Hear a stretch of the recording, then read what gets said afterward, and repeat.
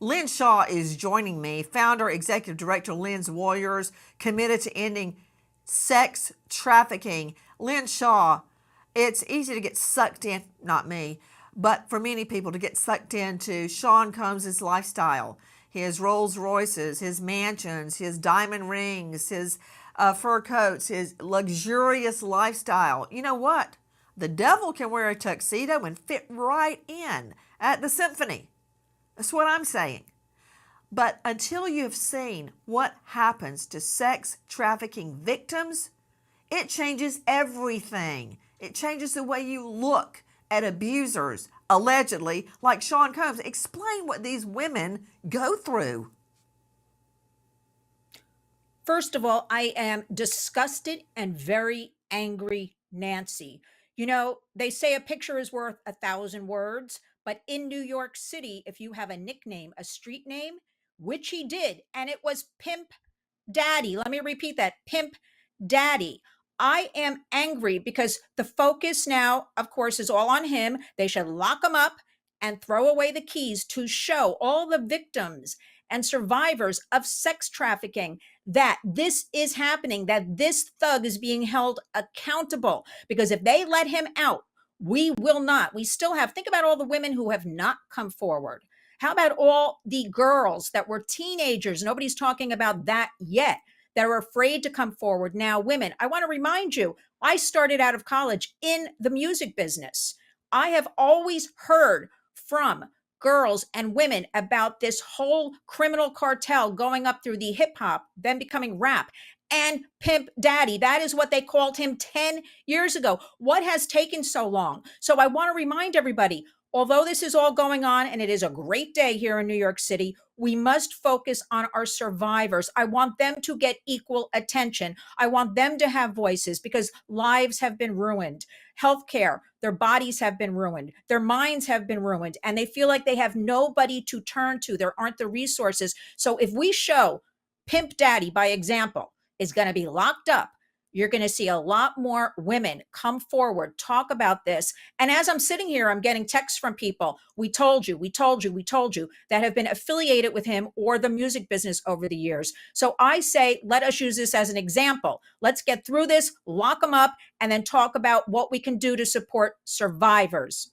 Hey, Lynn Shaw and Karen Stark. First to you, Lynn Shaw. If you look at page 8, we see in paragraph E as an elephant, where Sean Combs's associates would observe, stand by and watch him beat and physically injure victims, keeping them from leaving locations, as Sydney Summers told us about keeping one victim locked in a car, putting them up in hidden locations, forcing them to remain in hiding days at a time to recover from the injuries Sean Combs inflicted on their bodies.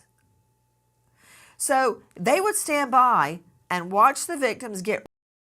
The first trafficking case I ever had, the victim was 13 years old. Combs has been accused of underage. They would stand by and video these women getting beaten. And in paragraph A, page 6, often unbeknownst to the victims, they were being videoed while he forced them to have sex with commercial sex workers. But then that wasn't enough. According to this, he would beat them, and they would actually have to go in hiding for days on end to recover so the world wouldn't know what Combs did. Two of the biggest things that make money right now, Nancy, are sex trafficking and extortion. I have spoken to different women over the years, and I would say, come forward with this case in New York. And they would say, no, I am too scared. I'm in fear for my life. I'm in fear for my family's lives. And I just want to forget about it. And that is common with sex trafficking victims and survivors. My biggest fear here, though, is I want to say, I'm afraid I don't want this to turn into what I believe happened with the Jeffrey Epstein case, where there was a lot of noise, a lot of this, a lot of that. And then we never, in my opinion, really got to the bottom of that. Really, we have one person in prison, Ghislaine Maxwell, a woman What else happened? And then a lot of those victims signed on with lawyers for class action lawsuits, and we hear nothing from them. Yeah. This is my greatest fear, that this will just all disappear. We cannot let this pimp daddy get away with this. Mr. Owning New York City, Mr. Parading around yesterday with Bergdorf Goodman shopping bags and lounging on the Great Lawn in Central Park all day Sunday afternoon. This is incredible. He must, I repeat, he must be put in jail, and we must throw away the keys and make him an example. We don't tolerate this.